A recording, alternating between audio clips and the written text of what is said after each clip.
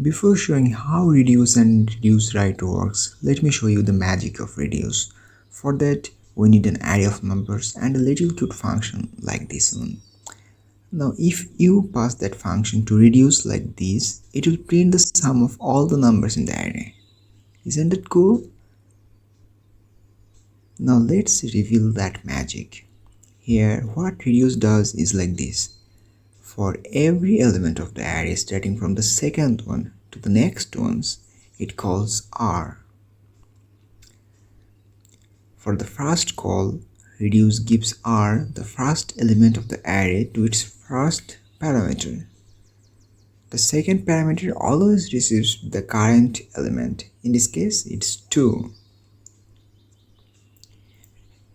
Reduce takes the return value of this call, which is 3, and passes that to the first parameter to the next call to R like this. And this process goes on until the last element. Reduce returns the return value of the last call to R. This is what happens under the hood. Now you know what reduce does with that function to get the sum. By leveraging that pattern of using the function we give to reduce, we can solve a plethora of array problems. This is what makes reduce so capable. If you pass that same function R to ReduceRight, interestingly you will get the same result in this case. But the process is exact opposite.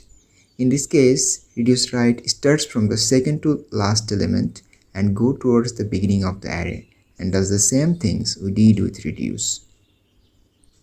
We have seen two examples of reducing the elements of an array. But to explore further, it's nice to understand some words programmers use in this context. The first term is reduce itself. The pattern that we saw reduce and ReduceRight uses to get a value has many other names in the functional programming world. For example, fold, accumulate, aggregate, compress, or even inject represents the same idea. The second term is the reducer function or just reducer. This is the function that we give to reduce and ReduceRight. It's R in our previous examples. The third term is accumulator. It is the value that reduce and ReduceRight builds over time and gives us through the reducer function's first parameter to let us do some update or accumulating on it.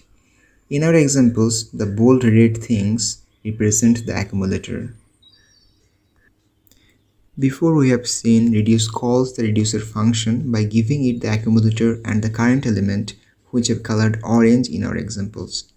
But reduce and ReduceRight also gives the reducer function the index of the current element through its third parameter, and through its fourth parameter it gives us access to the array on which we called on reduce or ReduceRight. Alright, now the fourth and the last term is initial value.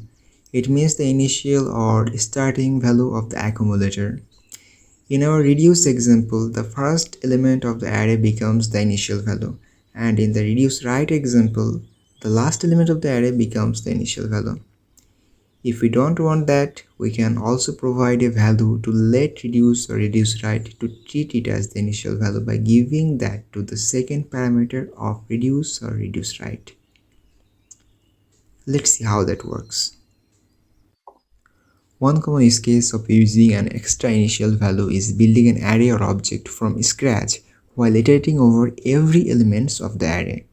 But for the sake of simplicity and showing you the fundamental pattern reduce uses, let's just pass the number 10 as initial value and see what happens. Feel free to pause the video to take your time to follow the arrows to understand the process. Note how the iteration starts from the first element and goes to the end. ReduceRight works the same, but from the other end. Again, feel free to pause the video to take your time to follow the arrows to understand the process. So far, the patterns we have seen are normal behaviors of reduce and ReduceRight. There are some cases where the return value can be figured out using these patterns. There are total 3 case cases. Here in the table I have summarized all the possible ways reduce and ReduceRight can behave. Here, if initial value is given and the array on which you called reduce or ReduceRight has no elements, they return that initial value. If initial value is given and the array on which you call reduce or ReduceRight has more than 0 elements, they behave just as normal. If initial value is not given and the array on which you call reduce or ReduceRight has no elements, they throw type error. If initial value is not given and the array on which you called reduce or ReduceRight has just one element, they return that element. If initial value is not given and the array on which you called reduce or ReduceRight has more than one element, they behave just as normal.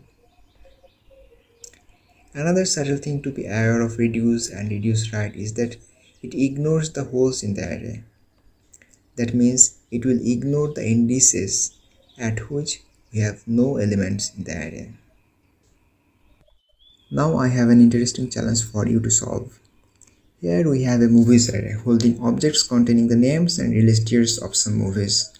From this array, we want to find out an object like this, where movies are grouped by their released years. I hope this video is helpful, and if so, make sure to hit the like button and subscribe to my channel, and I'll see you next time.